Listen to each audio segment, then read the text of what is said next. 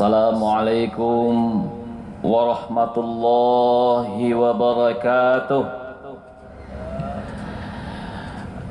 Alhamdulillahilladzi an'ama alaina bi ni'matil imani wal islam. Asyhadu an la ilaha illallah wahdahu la syarikalah wa asyhadu anna Muhammadan abduhu wa rasuluhul mab'us rahmatan lil alamin. Allahumma salli ala Muhammadin wa ala alihi wa sahbihi ajma'in. Amma ba'd. Qala Allah ta'ala fil Qur'anil Karim, a'udzu billahi minasy syaithanir rajim. Bismillahirrahmanirrahim. Al-yawma akmaltu lakum dinakum wa atmamtu 'alaikum ni'mati wa raditu lakumul Islam madina. Sadaqallah. Hari ini telah aku sempurnakan untuk kamu agamamu, dan aku telah reda, dan aku cukupkan nikmatku, dan aku telah reda Islam agamamu. Kemudian pada ayat yang lain, a'udzubillahi minasyaitonirrajim, bismillahirrahmanirrahim. Ya ayyuhalladzina amanu udkhulu fis-silmi kaffah wa la tattabi'u khutuwatis syaitan innahu lakum aduwwum mubin. Wahai orang yang beriman, masuklah kamu ke dalam Islam secara keseluruhan, secara sempurna, dan janganlah kamu mengikuti langkah-langkah syaitan, karena syaitan itu adalah musuh yang nyata. Bapak Ibu jemaah yang dirahmati Allah Subhanahu wa taala. Kita masih di bulan Syawal. Kita telah meninggalkan Ramadan. Kemudian tentunya bagaimana kita sekarang melakukan upaya-upaya, pertama mempertahankan apa yang telah kita raih, kemudian melakukan peningkatan-peningkatan, mencapai kesempurnaan yang lebih lagi dari apa yang telah kita raih. Bapak Ibu, Allah berfirman dalam surat Al-Maidah yang kita bacakan tadi, bahwa agama Islam ini adalah agama yang telah sempurna. Allah sendiri yang mengatakan, komprehensif, lengkap, mengatur segala aspek kehidupan. Dan inilah agaknya pada kesempatan ini kita akan menyampaikan materi kita.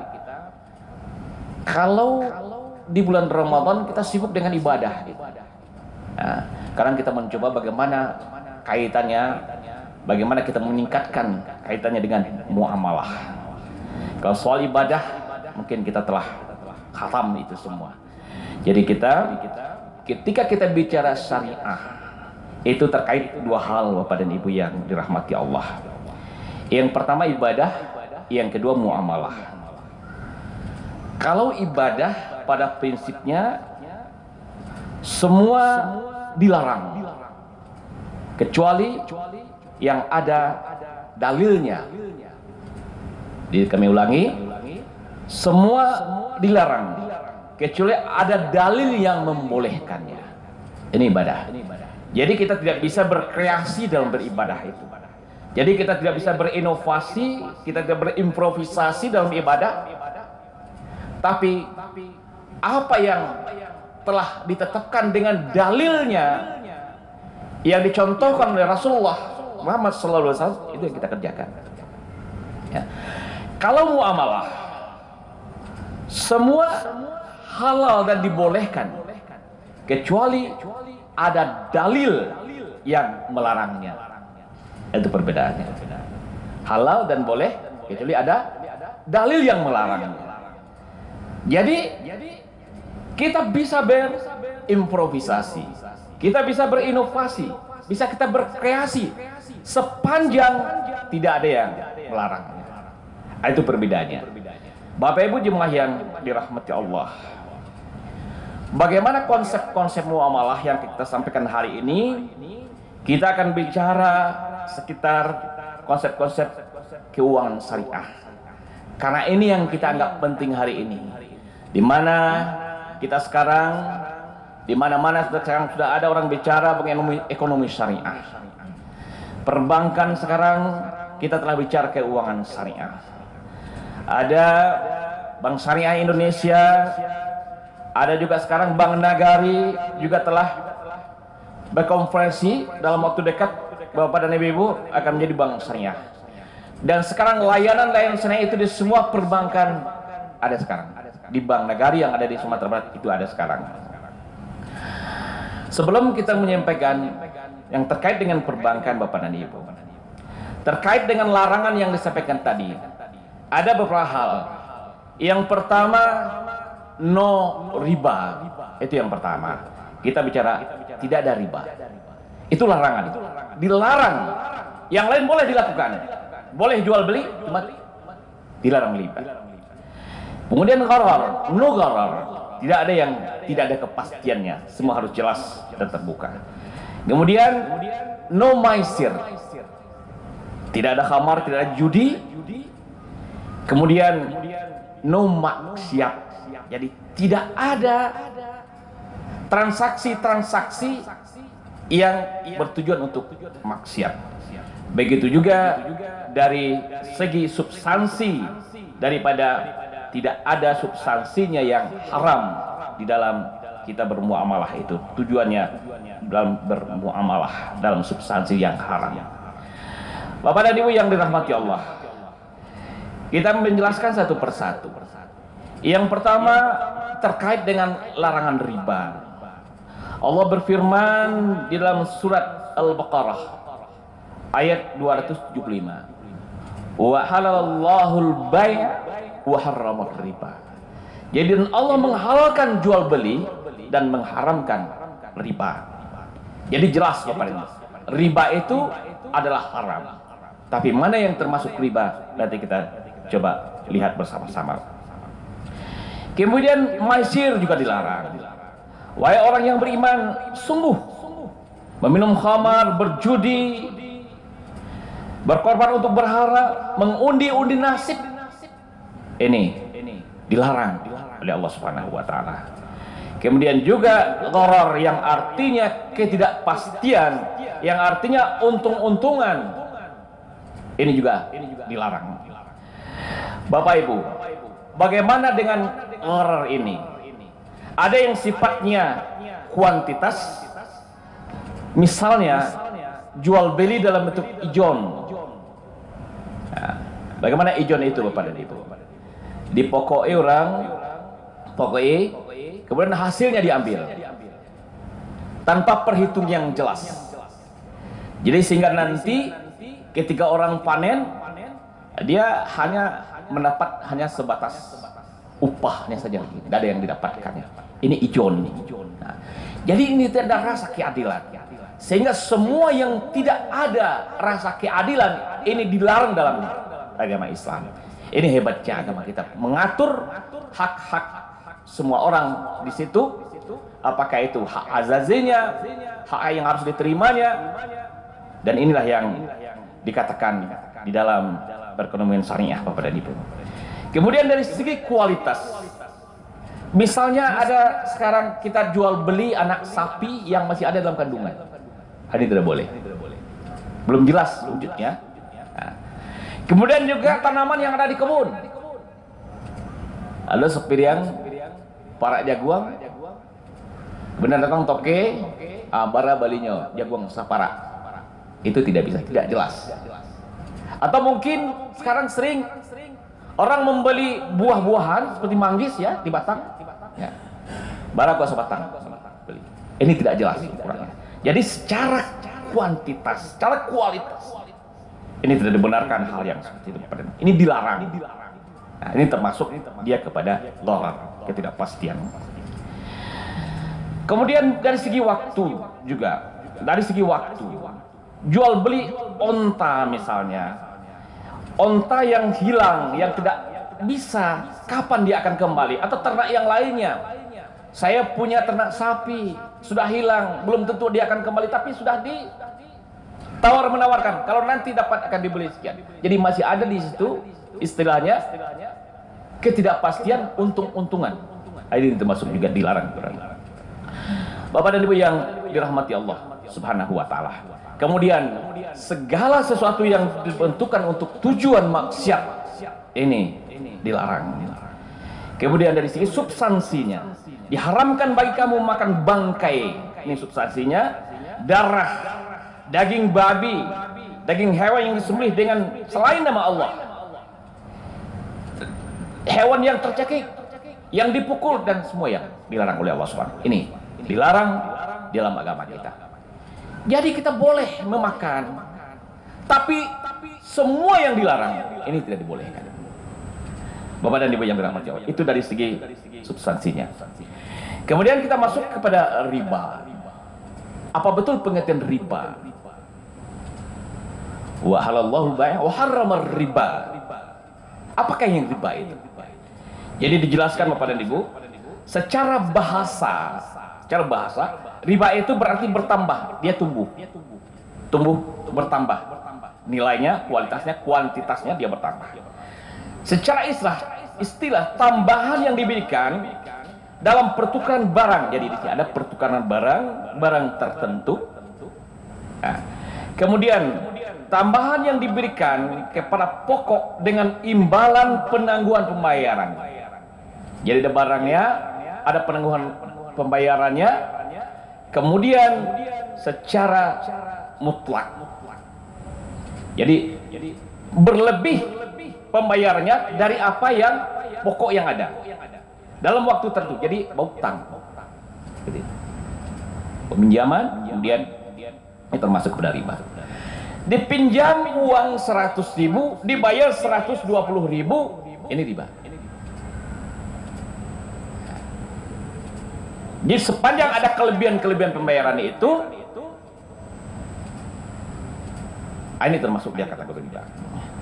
Tambahan berarti ukuran, baik dari segi ukurannya, takaran timbangannya, dari 1 kg beras menjadi 1,5 kg misalnya, juga termasuk riba.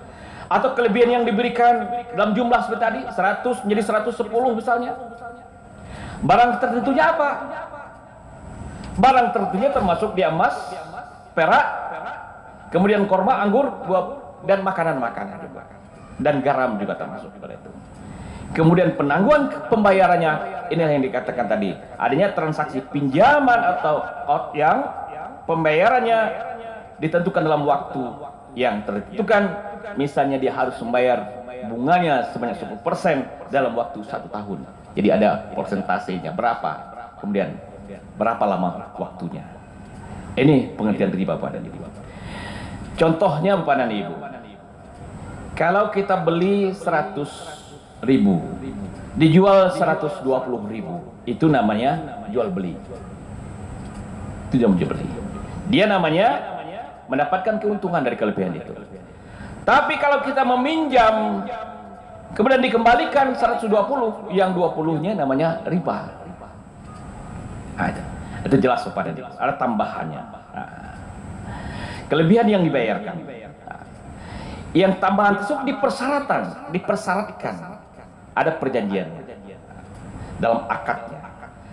Tambahan tersebut dikaitkan dengan waktu, berapa lama, berapa persentasenya.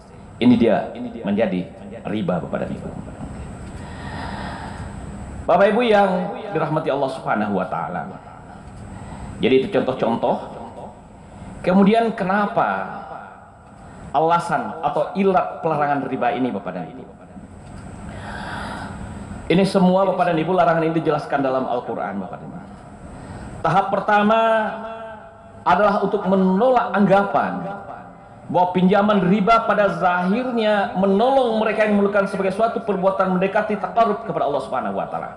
Jadi ada alasan-alasan yang mengatakan kita akan menolong orang, kita akan membantu, seperti itu. Ini alasannya. Kalau kita membantu, ya dibantu.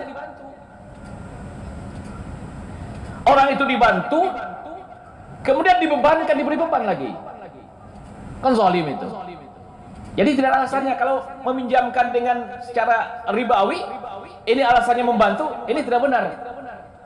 Karena orang yang meminjam sudah pasti orang yang susah. Orang yang susah diberi beban. Ini apa? Kemudian ini sesuai dengan firman Allah dalam surat Ar-Rum, Bapak dan Ibu, ayat 39. Dan suatu riba atau tambahan yang kamu berikan agar dia bertambah pada harta manusia, maka riba itu adalah menambah pada sisi Allah. Dan apa yang kamu berikan kepada berupa zakat, maka maksudnya adalah untuk mencapai keridhaan Allah Subhanahu wa taala. Jadi kalau memang kita berikan zakat, berikan sedekah kita kepadanya. Kalau dia sulit membutuhkan suatu, dia membana kepada kita, membananya kawan, Anda usahlah, Abo bantu. Kau ada zakat Abo yang harus membayarkan. Ini sampai kepada Allah Subhanahu wa taala. Bapak dan Ibu yang dirahmati Allah.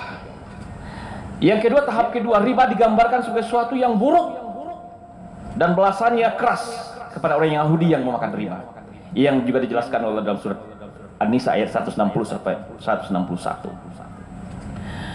Kemudian tahapan yang ketiga, riba itu diharamkan dengan kepada suatu tambahan yang berlipat ganda. Jadi tambahan terus berlipat ganda, terus menunggak, terus ditambah lagi, dia akan berlipat-lipat terus, bahkan melebihi dari pinjaman yang dia terima. Itu kenyataan hari ini pada Ibu yang berbahagia. Ya.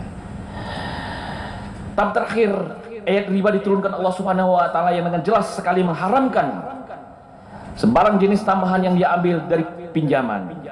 Bagaimana surat Al-Baqarah ayat 278 dan 279. Orang yang beriman, bertakwalah kamu kepada Allah dan tinggalkan sisa-sisa riba yang belum dipungut jika kamu orang-orang yang beriman. Ini Bapak dan Ibu. Jadi kalaupun masih ada, tinggalkan Bapak. Ini perintah Allah Subhanahu wa taala. Ketika kita hari ini sadar, kita tinggalkan sisa-sisa yang ada. Ini perintah Allah. Kemudian Bapak dan Ibu yang dirahmati Allah Subhanahu wa taala, dalam hadis yang diriwayatkan oleh Imam Bukhari, diriwayatkan oleh Samura bin Jundab, bahwa Rasulullah SAW bersabda, malam tadi aku bermimpi, kata Rasulullah, terdatang 2 orang dan membawa aku ke tanah suci. Dalam perjalanan sampai kami pada suatu sungai darah, di mana di dalamnya berdiri seorang laki-laki. Di pinggir sungai itu berdiri seorang laki-laki lain dengan batu di tangannya. Laki-laki yang di tengah sungai itu berusaha untuk keluar, tapi laki-laki yang berada di pinggirnya melempari mulutnya dengan batu, yang memaksanya kembali untuk masuk kembali. Ini boso keluar, dilempari, dimasukkan kembali ke dalam sungai darah itu. Lalu gue bertanya, siapakah itu? Aku diberitahu bahwa laki-laki itu yang di tengah sungai itu adalah orang yang memakan riba. Ini Bapak dan Ibu. Bapak dan Ibu yang dirahmati Allah Subhanahu wa taala. Kemudian itu kita bertanya, bagaimana dengan bunga bank? Tentu itu pertanyaan kita yang paling penting hari ini Bapak dan Ibu. Kalau dari segi fatwa ulama, dalam muktamar kedua lembaga riset Islam Al-Azhar di Kairo Bapak dan Ibu 1965 malah, ini menyepakati beberapa hal, di antaranya bunga dari semua jenis pinjaman hukumnya adalah haram. Kemudian juga dari OKI, setiap tambahan bunga atas hutang yang telah jatuh tempo dan orang yang hutang tidak mampu membayarnya, dan sebagai imbalan atas penundaannya itu, demikian pula bunga atau interest atas pinjaman yang ditetapkan di awal pinjam, maka kedua bentuk ini adalah diharamkan. Ini kesepakatan juga organisasi Islam. Kemudian bagaimana dengan Majelis Ulama Indonesia?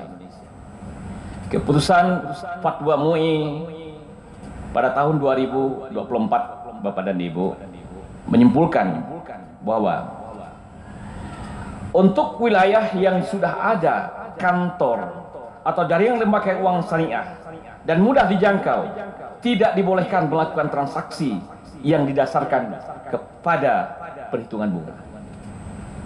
Bagaimana kita sekarang pada itu? Sudah ada BSI, sudah ada Bank Nagari, unit usaha syariah di mana-mana. Setiap cabang-cabang Bank Nagari sekarang sudah melayani syariah, dari pelayanan syariah. Nanti kita termasuk kepada ini kalau kita berpegang kepada Majelis Ulama. Kemudian untuk wilayah yang belum ada kantor atau jaringan lembaga keuangan, maka transaksi lembaga keuangan konvensional berdasarkan prinsip daruratnya diambil, keterpaksaan karena kondisi yang demikian. Bapak Ibu yang dirahmati Allah, kemudian terakhir kami ingin menyampaikan bagaimana posisinya. Jadi Islam sudah pasti akan menerapkan prinsip-prinsip keadilan yang diajarkan secara syariat Islam, Bapak. Inilah prinsip keadilannya. Kalau kita membandingkan, Bapak Ibu, antara bunga dengan bagi hasil, bunga biasanya terjadi pada transaksi pinjaman atau kredit. Kemudian bagi hasil hanya terjadi pada akad mudharabah atau musyarakah dan bukan pada akad qadar. Itu Bapak Ibu. Jadi bagi hasil ini jadi menguntungkan semua pihak.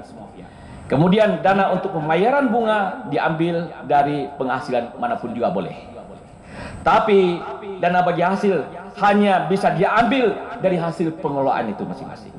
Jadi dari hasil keuntungannya. Ini yang dibagi. Ini keadilannya. Nah, kemudian besarnya proses persentase bunga dikaitkan dengan jumlah uang yang dipinjamkan. Bunga itu dikaitkan dengan persentase dari jumlah yang kita pinjam. Kalau bagi hasil, besarnya rasio bagi hasil berdasarkan kepada keuntungan yang diperoleh. Jika ada usaha, beruntung sama-sama dibagi. Ya. Jadi inilah yang biasa kita laksanakan di kampung-kampung, persetujuan sapi misalnya kan. Lahir anaknya dibagi dua. Ini sudah kita lakukan. Kemudian jumlah bunga tidak meningkat sekalipun jumlah keuntungan proyek berlipat ganda. Tetapi jumlah bagi hasil, kalau keuntungannya meningkat, pembagiannya juga meningkat. Ini keadilannya. Tapi kalau dalam bunga tidak, bunganya tetap seperti itu. Itu kalau kita melihat dari segi bunga dengan bagi hasil. Bagaimana dengan margin, Bapak Ibu? Sama. Margin keuntungan hanya terjadi pada akad jual beli. Jadi ketika kita jual beli, dia mendapatkan keuntungan dari jual beli itu. Kemudian dana margin keuntungan hanya bisa diambil dari hasil penjualan barangnya. Kemudian proses margin keuntungan berdasarkan pada kesepakatan antara pembeli dan penjual. Ini jual beli tadi, Bapak. Ada kesepakatan. Jadi tidak ada yang dirugikan, tidak ada yang dizalimi dalam hal itu. Kemudian margin keuntungan adalah hak penjual dan merupakan bahagian dari harga yang disepakati antara pembeli dan penjual. Ini perbedaannya. Kalau bunga tidak seperti itu. Bunga diragukan. Kalau ini tidak diragukan. Bunga harus tetap dibayar walaupun proyek itu merugi.